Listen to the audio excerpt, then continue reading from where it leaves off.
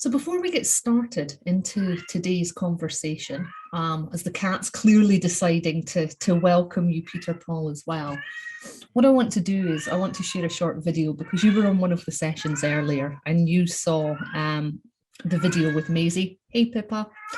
And you sent me a short video about something that touches your heart. So as a way for moving into the conversation of how do we rewild the way we think, let's play the video, and I put myself on mute at the same time.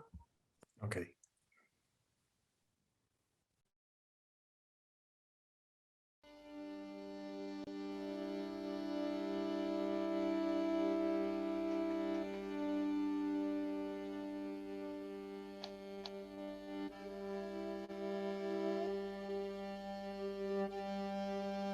The battle we have fought and are still fighting for, the forests, is part of the eternal conflict between right and wrong, and we cannot expect to see the end of it. Come to the woods, for here is rest. There is no repose like that of the green, deep woods. It has been said that trees are imperfect men and seem to bemoan their imprisonment, rooted in the ground. But they never seem so to me. I never saw a discontented tree. Everybody needs beauty as well as bread, places to play in and pray in, where nature may heal and cheer and give strength to body and soul alike. Keep close to nature's heart and break clear away once in a while and climb a mountain or spend a week in the woods. Wash your spirit clean. God never made an ugly landscape. All that the sun shines on is beautiful, so long as it is wild.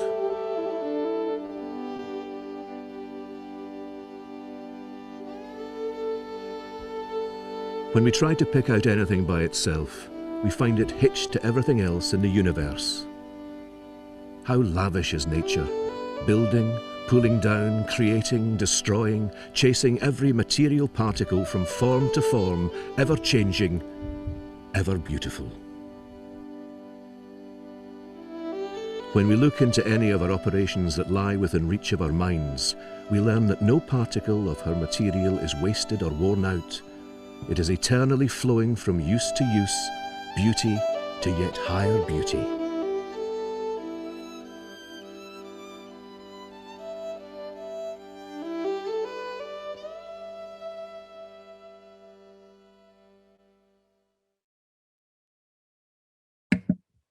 So yeah, that's Allerdale, quite a place high up in the Scottish Highlands. I was very fortunate to call that place home for almost 4 years as a part of an incredible team, very dedicated to rewilding almost 23,000 acres or 100 square kilometers of former sporting estate.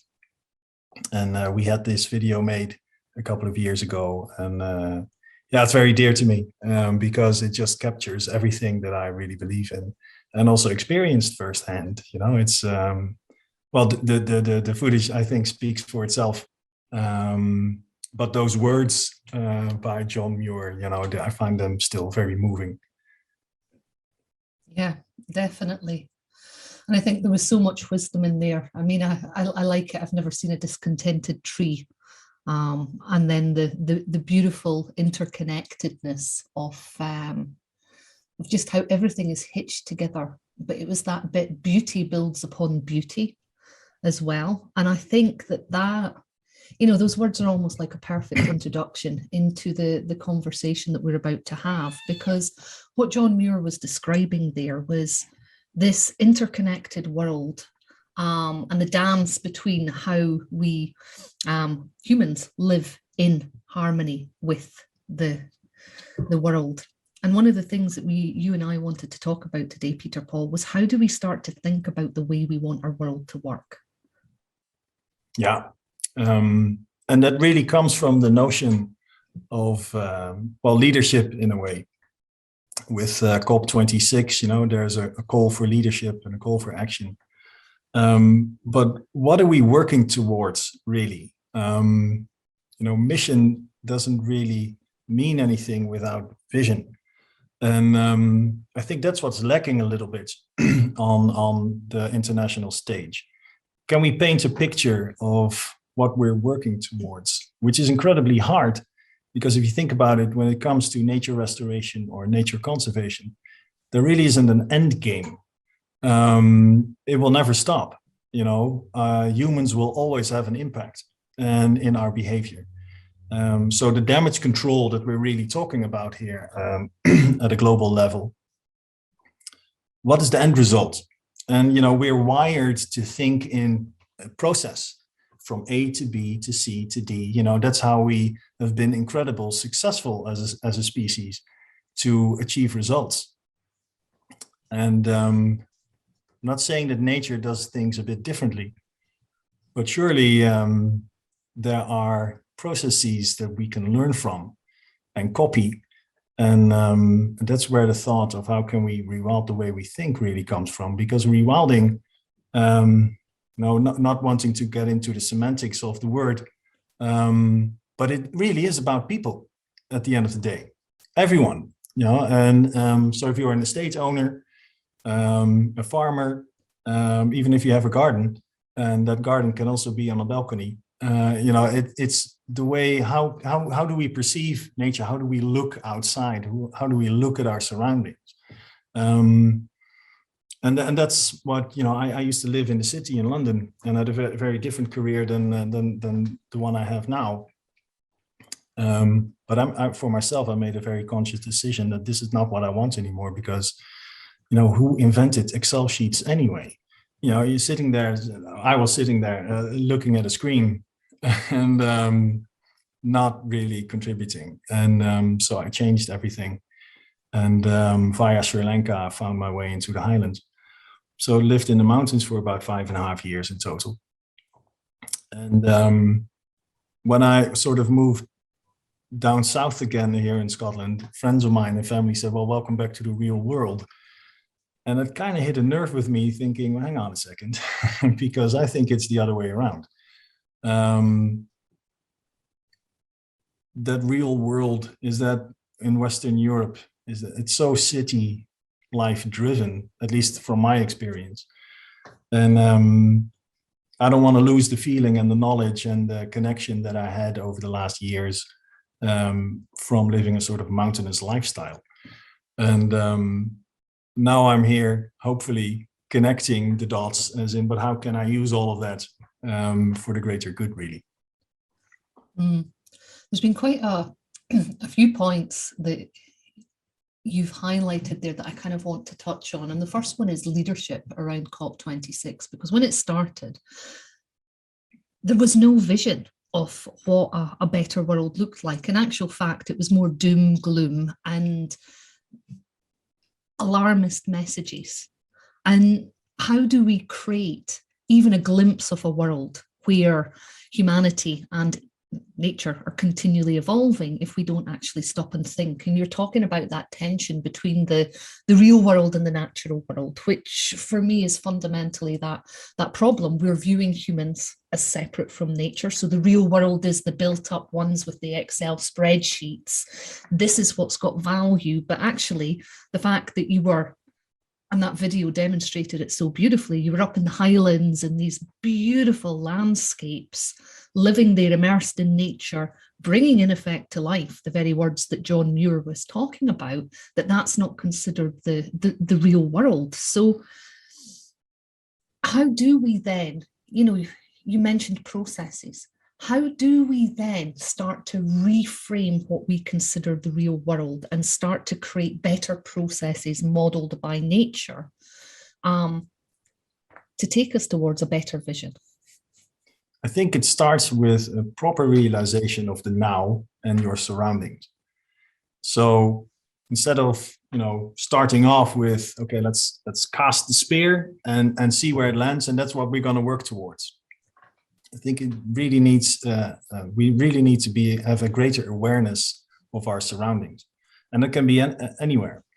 What I feel is that nature is all about balance, and that balance is a dynamic that you can see all around you constantly. when I look outside the windows here at my house, I can see that there are some gravel tracks throughout the garden, and there's always these little plants sticking out. And they're formidable if you think about it. We call them weeds. And we even have chemicals that we call weed killers that we don't use here, by the way. But those little opportunistic plants, they're there for a reason. They're incredibly strong. You know, we're never going to get rid of them, even if we sort of engulf the garden here with Roundup, that horrible concoction.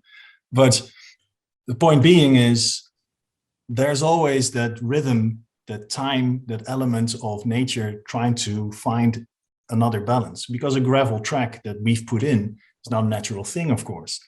And there's always these elements that are trying to sort of grab things back into the greater balancing act of nature. And those kind of things make me think about, okay, so how do we look at nature in the now? And we can't deny that instead of looking at nature as a community, we're looking at it as a commodity.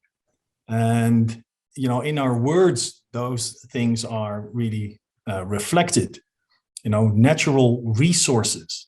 So it's a resource. So a resource is a commodity, you know, and I think those elements and those perceptions, those viewpoints really need to change. And I think you can change that by seeing your surroundings as a community. So the birds, the plants, everything, the insects around you, the soil, the spores, the mushrooms, and without becoming too tree huggery, but that awareness of what's around you, I think that's where it all really needs to start. Because then all of a sudden you find yourself to being part of all of that. And there's this narrative that keeps saying we are so disconnected from nature. And I tend to disagree. No, we're not. I'm sitting here breathing the air that's produced by nature. You know, the water that I drink, the food that I eat. You know, everything around me that allows me to live is nature. So how can we be disconnected from that, all of that? No, we're utterly dependent on it. So there is no disconnect. I think there's just a problem with recognition. And that is, we need this to survive. We need that clean air. And I think that awareness, as soon as you sort of hit that level, or if you start to recognize all those elements for what they really are, then we stop thinking about nature as a commodity or as a resource. Mm-hmm.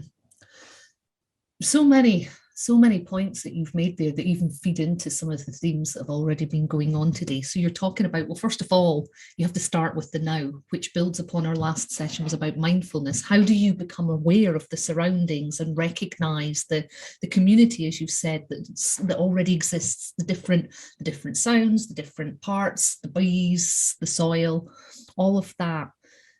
But then we're not disconnected from nature. We're part of nature, and changing that framing, because there's something, I wrote down the word here, language. The language that we're using is telling a story, and it's not actually true. We're disconnected from nature. And my favorite, or one of my favorite activities is actually going and finding the connection, because the connection to nature is there in so many different ways, even if it's not the physical, well, the simple bit of let's breathe the air, Peter, Paul. But it's like, if you stop and you ask the man that's sitting on the bench what he's doing, then he starts telling you a story of how he's been sitting watching the cygnets turn into swans, and he comes there every day. You know, and I mean, that was one of the experiences that I moved around here, and it's like, but there's a story of connection. That's what he's talking about there. How is this helpful? And, you know, so we've got the language. So we're telling ourselves that we're disconnected from nature, which is actually creating more disconnection. We're not really recognizing that we are connected fundamentally.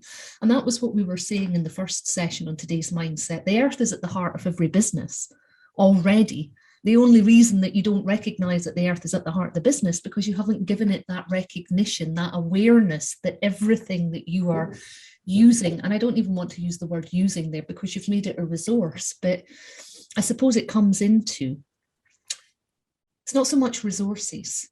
Everything in nature exists in balance. You know, it's like equal. I can't remember the exact words here, you know, but it's a balance that's continually changing. I know that there's a technical scientific term for it. So it's always in this state of progression.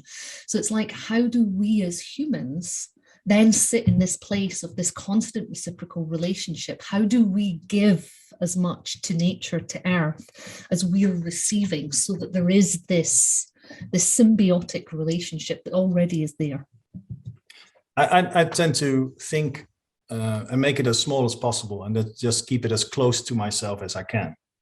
And that comes from a realization that pretty much everything I do has an impact. You know, and it's worth thinking about what the definition of the word sustainability actually is. It's such an overused terminology. But it really comes down to the ability of nature to sustain human impact. You know, and that, so de facto, I'm, you know, everything I do has an impact, and I need to be aware of that for myself. Again, I'm just trying to keep it small, just close to me. And I find energy in my decision-making process because of that, because I know if I go to the supermarket, that light internally is very much on. I don't want to grab anything just from the shelves anymore. So part of my career, I actually was a supermarket manager for 5.5 years in the Netherlands, working for a company called Albert Heijn. And back then I really wanted to learn how to manage groups of people. That was my main motivation. But I couldn't help but wonder after a couple of years, like, all these logistics involved here, where is it all coming from? And especially the animal side of things. And I couldn't believe that palm oil was in so many products that I just had no awareness of, really. You know, now we're sort of 12, 14 years further down the line. Nothing's changed, really. You know, and in fact, it's gotten worse. So again, trying to just keep it to myself and maybe lead by example. Well, what can I do? You know, so step 2 in the process is realization first, and then action. Because everything in between is just noise to me. You know, these conversations about we need hope and inspiration, and it doesn't really change anything. And for as long as I live, I've been sort of surrounded by these calls to action or even paradigm shifts. But just look at the state of our planet, and in my lifetime, it's just gotten worse. So the point is that I'm trying to make is, you know, it can be such a daunting doom and gloom narrative with all those words and all that terminology. And the decision-making power that each and every one of us has is combined is a tremendous force. Very keen to hear thoughts about others. How can we get everyone on board?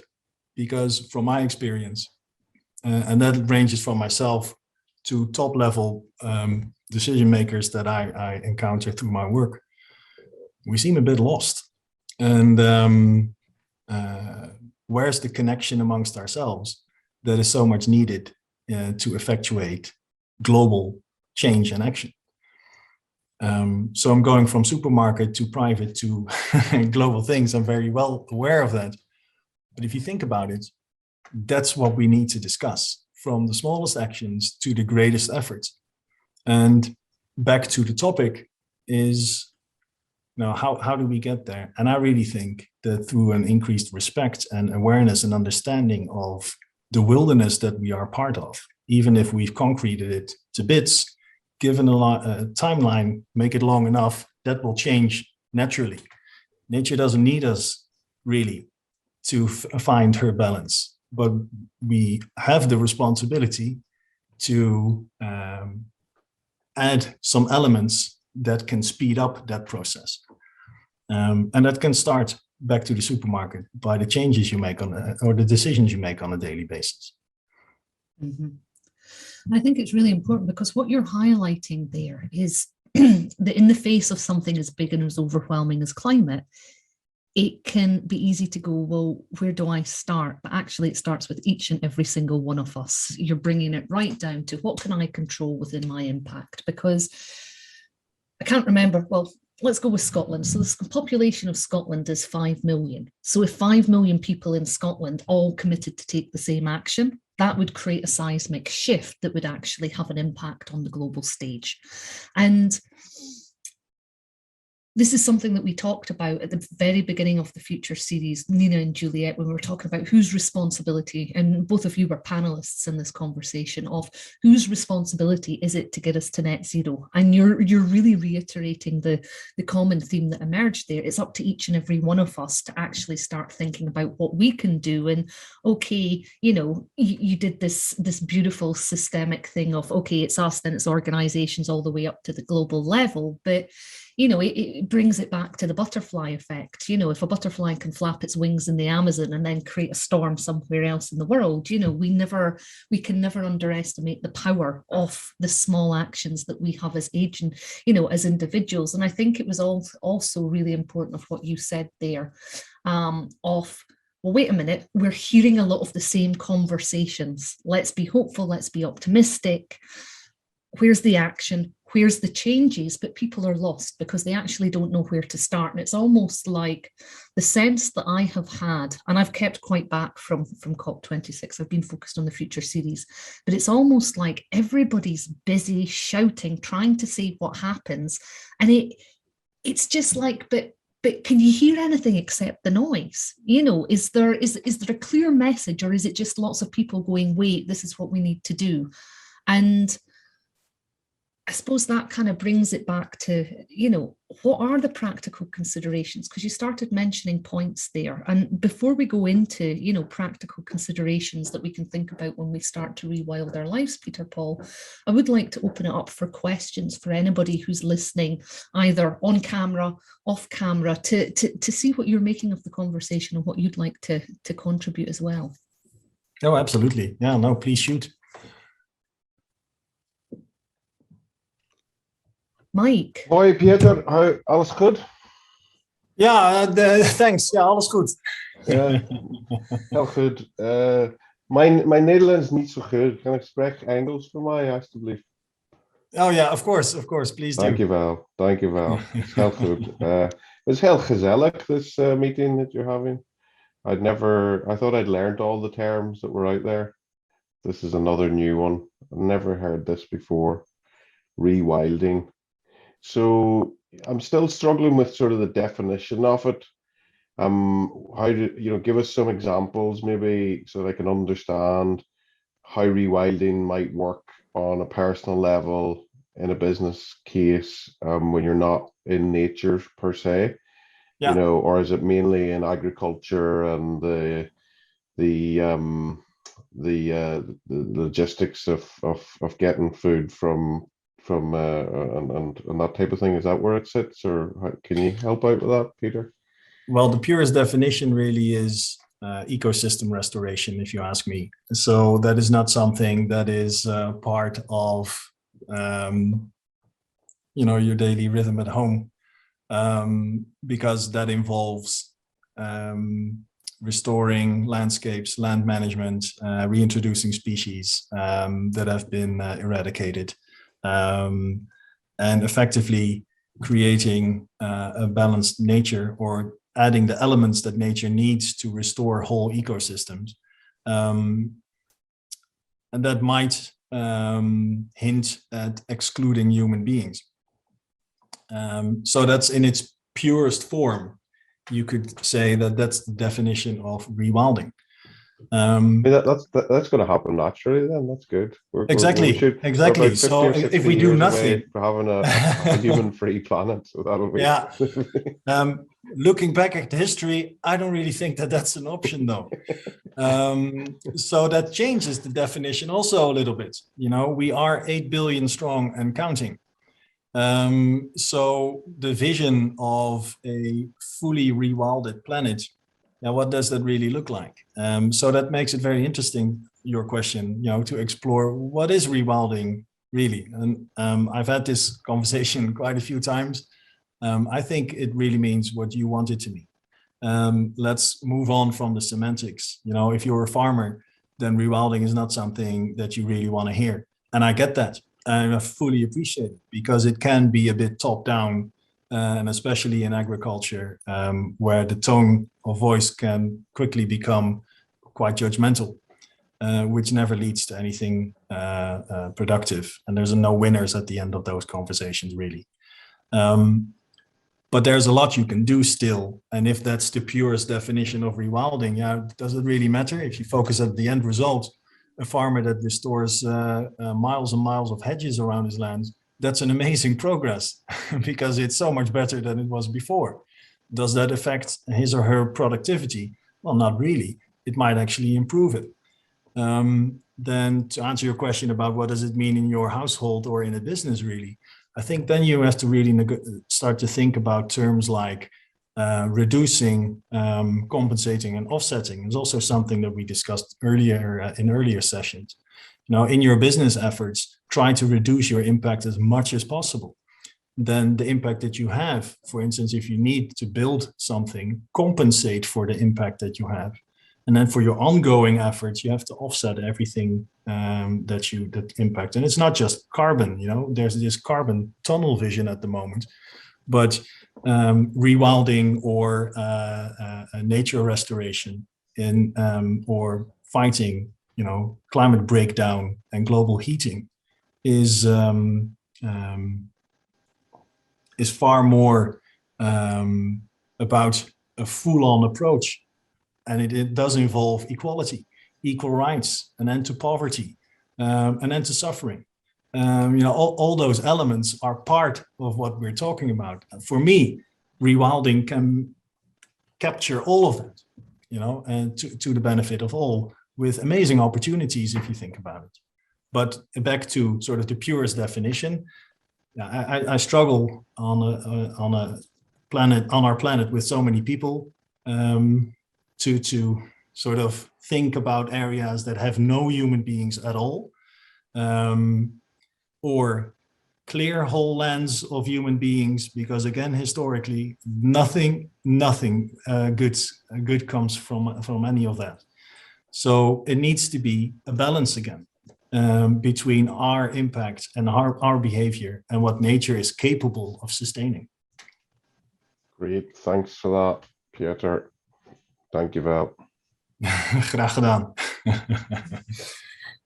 Can I just build something there? Because I think it's really interesting when you took that back to the root definition that rewilding is ecosystem restoration, because we're talking about how do we rewild the way that we think, Peter Paul? And I'm curious if it's like, well, what we're recognizing is as human beings, we have an ecosystem within us internally, the way that our body functions, the way that our mind is part of our body. And if ecosystem restoration is part of restoring the outer nature, then fundamentally ecosystem restoration is actually restoring the inner nature and healing that supposed disconnect that we have through the language and the way that we talk, so that we're actually bringing our minds back in balance. And I suppose if I go into a little bit, you know, building upon what Craig Alley said in the mindfulness session here, when we're in nature, the way that our brain functions changes and it starts rewiring.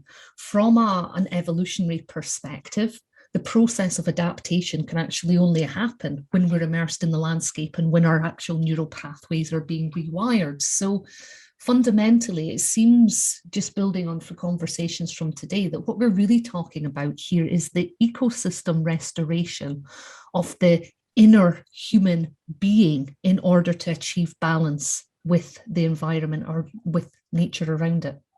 Yeah, now great point, because there's two elements to the word rewilding. Now, the sexy part, if you will, is the wild part. You know, that's when you talk about bringing back wolves to the highlands. That's when you talk about planting 1 trillion trees on the planet. You know, those you can see it. You know, those are very strong ambassador thoughts that you get when you think about wildness. But the re part is very much a part of the definition that we can use for ourselves. Because exactly what you said, there's an element in us biologically and genetically that's still very much capable of being part of nature, and we don't need any modern comforts. You know, you can challenge yourself in reconnecting internally with the mind-body connection. You know, there are, I'm sure you've heard of it, all these cold exposure retreats that can really reset the dial. Again, keeping it a bit close to home, I actively participate in those things because, you know, when say thousands of years ago, we were very capable in midwinter to stand with our bare feet in a stream and spearfish. That ability is still within us. But we've sort of conditioned ourselves that you know, ooh, it's cold and we need to protect ourselves constantly from lower temperatures. But our physiology, our bodies are still very capable of dealing with all of that impact. So it's very interesting to sort of tap into that ability again, because like you said, that's when your brain kicks back into a sort of survival mode. And that is a great energy giver, but it also changes the way you look at things around you. So I think you know, to challenge yourself to overcome certain hurdles and to get rid of the conditioning that we've experienced on an ongoing basis. Every day you see it around you. It's called marketing. You know, you're being bombarded with these images of self, but the best reflection is still in the mirror, without being cheeky or cheesy. But you know, that internal journey, to me, that's far more interesting part of the word rewilding, because it focuses on an inward journey to reconnect with the ability to live amongst nature, or in a more modern version, to live a nature-based lifestyle that's still within us. Mm-hmm. And I like it because it's what we're saying there is one of the ways that you can start rewilding the way that you think is have more immersive, direct sensory experiences to remember what is within your genes in terms of how we can engage and interact with the environment. But what I really liked is, you know, you kind of made this thing of, but what's a nature-based lifestyle just now? I mean, what does it look like for the 21st century? Because I think the challenge is, you know, it's like we talked about that wild part and then the re part. There's very few people that get excited at the thought of having to give up convenience. And not only that, but a lot of people like the heating, you know, they want to be snuggling in the cave, you know, and how do we create a nature-based lifestyle that helps us rewild the way that we think and also the way that we live our lives that's fit for the 21st century? I think by asking a different kind of question, and that is, everything you just said is true, of course. We are not really willing to sort of let go of our creature comforts, are we? But there's another element, an angle to that, and that is, will doing the same thing over and over again result in a different outcome? And if we look at the outside world today, do you think things will change or improve if we just keep doing what we're doing? And I think we can all agree that the answer to that is no. And then we can bring it down a little bit. Okay, so what do we as individuals need to do to turn that around? And that will come with an element of sacrifice. You know, if you look at the massive overconsumption in the Western world, surely that's something that's up for change. Do we really need all that stuff? You know, if you look at the ships that are currently parked out of the Los Angeles harbor, the biggest container vessels in the world are just aggregating there. Tens of thousands of containers just waiting to be offloaded. And I really wonder what's in all of that. You know, what is being brought into the United States there that is vital for the continuation of life? Because I think, honestly, 90% of all of that stuff is not needed. I might be exaggerating. But it starts there, an honest assessment and conversation about what do we really need. And surely we can find some level of turning things down a little bit. You know, less is more, all those kind of thoughts. But there will be an element of sacrifice in all of this. I agree, Peter, and it's a journey I've been on myself for a while. I think you said you were in Sri Lanka for a while. We really need to catch up, to get properly introduced. I've sent you LinkedIn. I'm gonna have to go shortly. But what I think I would like to say or invite you, and I can do some introductions, would be to the UX communities in both Glasgow and Edinburgh. And I feel like, I like to say we're all UXers in waiting. User experience design, service design, design thinking, the impact that can have, you're a design thinker yourself, Piotr, and I'm sure that's what you brought to those different roles. So I think what I'm trying to get at here is I think those communities are some of the most empathetic, and also educating them about, rewilding, and that's something I've not heard talked about, in the company I'm in at the moment, and whether how much success I'll have with it. So basically, in order to bring about equality of service, we're planning now to request that the company to deliver accessibility will need to hire specific people with disabled experience, direct experience. And this is sort of the part of the movement in accessibility, is to, go beyond the ticking a box, to actually get it into the hands of people that have those needs and see what they actually think of it, and improve on that, improve on what's doing it. And in order to do that, it means that you have to hire more disabled people, which, in a lot of companies they've sort of ignored for years, and particularly with remote working. So that's my way to impact on making a more equal workforce, by taking accessibility to the table, by being more aware of this conversation about, rewilding, etc., and not to go into the, not necessarily to understand the difference between the true meaning and sort of what the aspirational meaning of it, and I think that's important.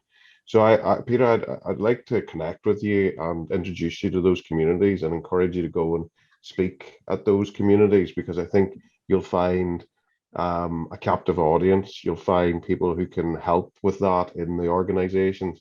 For me, we've lived in a world that's focused on technology-based solutions, technology-driven, maybe features-driven, but we're moving now to an experience-driven society, an experience in the workforce, the workplace that you aspire to be into. I want to be part of a company that is genuinely serious about equality, about the planet, about reducing its impact, removing its impact, and taking that sort of thing. So I think, hopefully the people in there are natural allies for what you're trying to do. And no, thank you very much. I've certainly learned kind. a lot. I've certainly learned a lot in the time. Sorry, I have to go now, but I really appreciate meeting you, and hope we can connect, Peter. I'm sure I've got a lot in common. Okay, well, thank you very much. I'm looking forward to it. Tot ziens. Tot ziens. Bye-bye. I think what Mike touched upon is a very relevant topic, and that is the future of ESG within companies. Environmental social governance. Is an employee still inclined to work for big oil in 10 years? That those are valid considerations for any company to make. Am I strategically positioning my ESG and using it in a way that still makes me a desirable employer?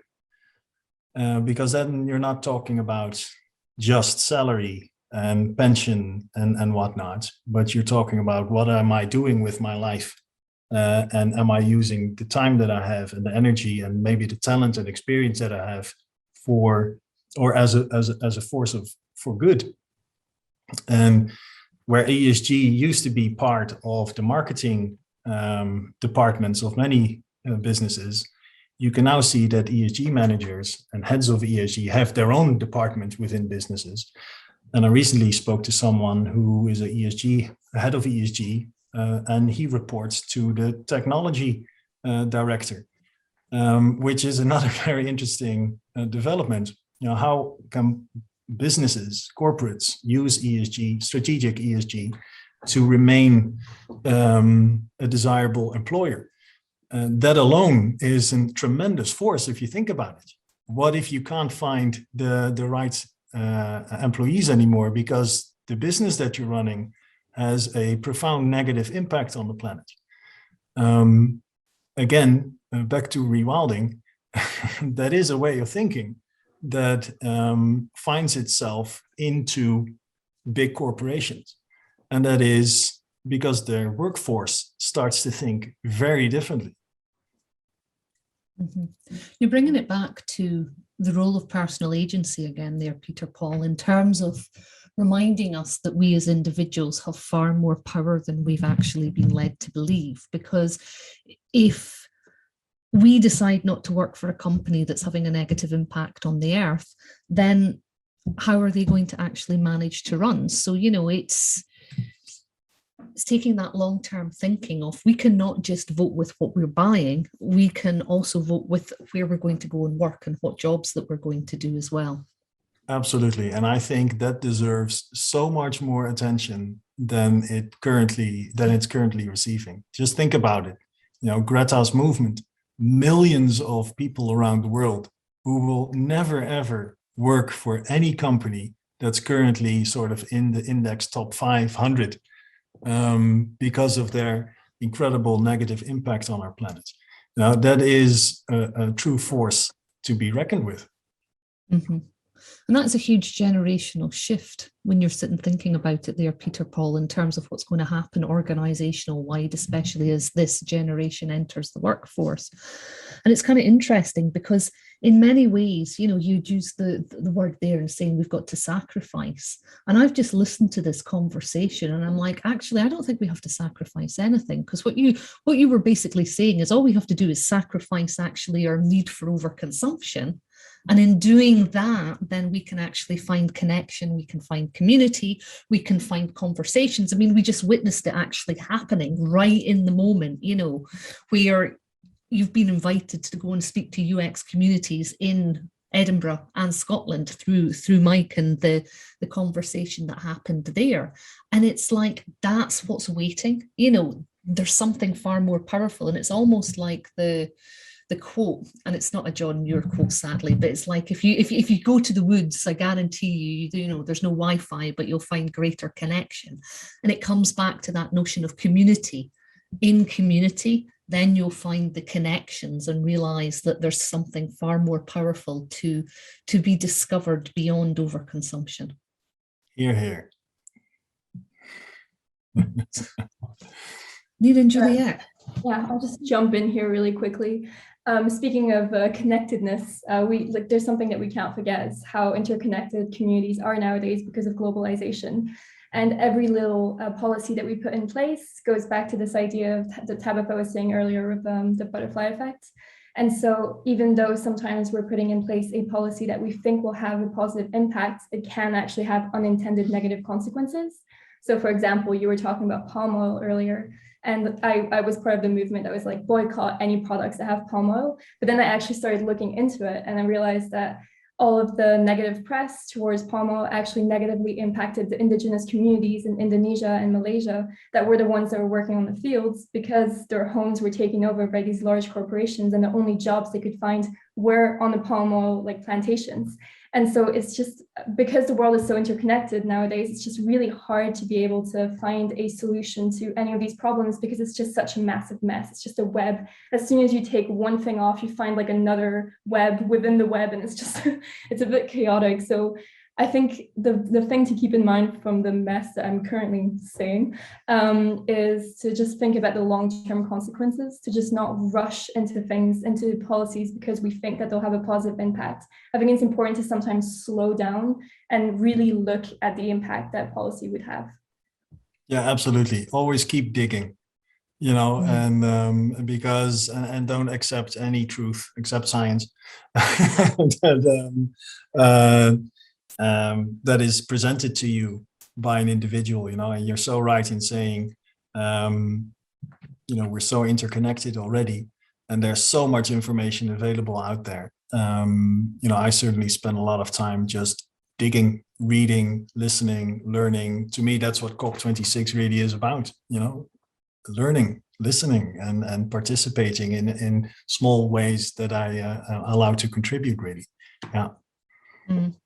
It even goes deeper, because we're talking about design thinking there, systems thinking, ecosystemic thinking. And what I'm really hearing from this conversation is we need to think ecosystemically and really consider so many different factors in terms of how we rewild the way that we think. And, it brings it back to those sensory experiences of what you're talking about there, Peter Paul. It's like you can learn far more about systems thinking from going and studying how a forest works than you can from reading a book about it. So it reinforces that loop. If we want to rewild the way that we think, let's go spend some time outside. Let's learn from the ecosystems around us and then apply this to the policies and the procedures that you've just kind of like mentioned there, Nina, because there's so many stories of that. And I'm thinking of, Tom's, the shoes, where it was like, buy one shoe and then we'll give somebody in a developing country another shoe. And everybody was, yay, what a great example. But actually what they ended up doing was disrupting the local economy, because they actually put people out of work. And it's like,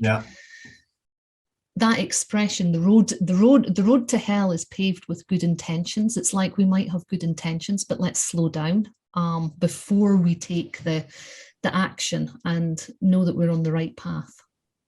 Yeah, and there's a lot to respond to there, with a sort of historic perspective of, like what you said, that all those good intentions in aid throughout the decades across the world, and sometimes have done, like you said, wiping out local economies. It's horrible. And isn't it amazing that there are so many indigenous people in the greater Glasgow area at the moment who are offered a stage where we can really learn how to do things old school, which in many ways is far better than sort of the so-called developed worlds have come up with. So I'm curious just with what you've said there, because we had the Future series opened by Val Munduruku speaking on the first day, who is an indigenous activist from Brazil in the Amazons. And she was explaining just some of the challenges that we're facing, with big policy deals going through, and, people putting agendas that were definitely based on profit rather than people. And by the time it got to, I think it was Wednesday, we had a moment where Bremley Lingdo had beamed in, I like that, beamed in direct from COP26, like inside, and had made this point that some Indigenous people had actually been removed from the centre because they were disrupting the proceedings. And I thought, that's interesting to have heard that. And yet what you've now said here is there are so many Indigenous people in Glasgow at this precise moment having a platform. So what is some of the learning that you've been doing and gaining from being aware of this, just to add to and amplify the Indigenous wisdom message that's kind of been coming through the Future series and COP26? Well, as it so happened, Bremley stayed at my place for the last 5 days. And as you well know, Tabitha, yes. And because you connected me with him, and I've spent quite a few hours talking with him over the last couple of days. There was a real connection between us, and that is, with his sort of background and where he's from, and currently very active in Myanmar, and the life he's led growing up in the Himalayan mountains. And I asked him, do you miss it? Do you miss the mountains sometimes? And he says, yeah, every day. It's home, and the feeling that you get when you live there. And I said, I know exactly what you mean. It's quite addictive, feeling so connected to everything around you. And I think that's the lesson to be learned here, is all that talk, all that big stuff, sometimes it's good to take a couple of steps back and really think, so where am I in all of this again?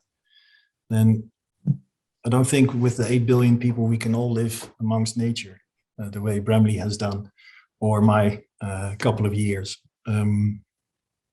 Wouldn't it be amazing if we can live a lifestyle that at least a couple of months a year we're off the phone or off our laptops, and we really allow ourselves to look around us, and hopefully in some sort of nature or natural landscape.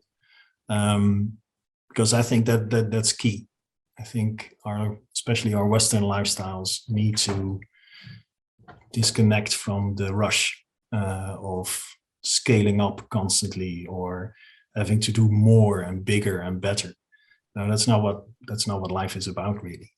And I think that's what we should take away from those lessons. I think there's another lesson there, just listening to you, which is, it's almost like it's a penny dropping, and I'm like, oh, of course, but I don't think I've ever articulated it this way, because I'm listening to Val's conversation, and then I know Brimley as well, obviously, as you've pointed out, and I am just in love with what he does. But then the point that you've just made there, when we're truly connected to place and embedded in the landscape around us, that's when we will fight. And I feel quite emotional saying this, actually, but that's when we will fight to protect the environment around us, because we're connected, we're part of it, it's important to us, we recognize the value that it provides to our families or to communities and our cultures. And I think that was very much Val's message in terms of what she's saying. And I'm really glad that we've been able to weave that thread through, because I know that that's Brimley's message as well, and to really anchor that in today's conversation as part of rewilding the way that we think. It's an emotional connection, and once you feel that and once you recognize that, then naturally you want to protect. And that's when it comes down back to purpose and balance and feeling part of the natural community. And that's where I think we should position ourselves individually and on the whole, as guardians and safekeepers and protectors. Yes, we'll always have an impact on nature. Dare I say it, there will always be an element of fossil in our economies and in our lifestyle. But what can we do to minimize and balance things off and offset and compensate for those impacts? I think once we figure that one out, we're more than halfway there. Yeah, definitely. And I just want to build on something that you said there about this emotional connection, because over the summer I did a research project, applied research project, which is the origin of why my granny's video and Maisie's video have kind of like found their way in. But one of the really interesting things that was highlighted there, that's also repeating throughout the future series, is when we can't connect emotionally to the way that we feel about nature, it shifts into a conversation where it comes across as virtue signaling, disconnected, or we stay in places of anxiety. And it really is that catalyst, I think, as we've seen throughout the future series, of going on a journey from in our heads to when we're recognizing that emotional connection, the well-being benefits, that's where energy transforms and creates this dynamic movement. And it really is about coming back to, not love, I hate the word love, but how can we show our gratitude or appreciation and really feel how good it feels emotionally when we're part of the world around us. Peter, Paul, thank you so much for joining us today for this conversation. No, thank you for asking me. That's very humbly accepted, and thank you for allowing me to talk to you for about an hour, which is really lovely. Thank you. Oh, you're absolutely welcome. Is there anything anybody would like to say? Everybody's coming off screen. Are you wanting to say thank you? Or is there any comments and feedbacks? We've still got a few minutes. So Pippa, Stuart, Juliet, Nina, if there's anything you want to say, now's the time, as well as anybody who's on silent and off camera. Yeah, well, I just would love to say, well, thank you. That was very interesting. I could just sit and listen to that like in the background forever. But I think that point really struck with me. I've never quite realized how addictive it is to be a part of nature. It totally is addictive. And I feel that way, and I've always felt that way. And I think I always assumed that was because of my nature. I was just that kind of person. But I think what I'm coming to realize is that actually everybody has the ability to feel that addiction, because that's what we were made to be on this planet for. And it's that disconnect, but not disconnect that you're talking about at the start. It's we tell ourselves we're disconnected, but actually we just don't recognize that we're connected. And if we start to recognize it, we'll feel the addiction and then we won't stop. So that's my prayer for this world, is that we start to see it more in our everyday. Even if you're in a city and, as you say, you see a little dandelion pushing its way through the pavement, just recognizing that that's nature would be a huge step for some people, I think. Yeah, thanks. Yeah, I think you're absolutely right. I have nothing to add to that, really. I want to add one more thing, because I get excited when I listen to these conversations. We're addicted to the wrong things. We're addicted to overconsumption instead of addicted to nature. Yeah. Mm-hmm. Yeah, spot on. Thank you, Pippa, for joining in and bringing that valuable contribution in. Anybody else want to comment as we wrap up?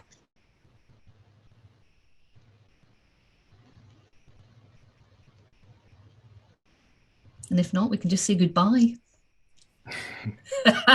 I think excellent. Thank you again, Pippa, for that last session. Peter, Paul, for joining me. I'm sure this will not be the last rewilding conversation within the Scottish Net Zero community. So I'm looking forward to the next one. Same here. And no, thanks again for asking me. I really appreciate that. Thank you.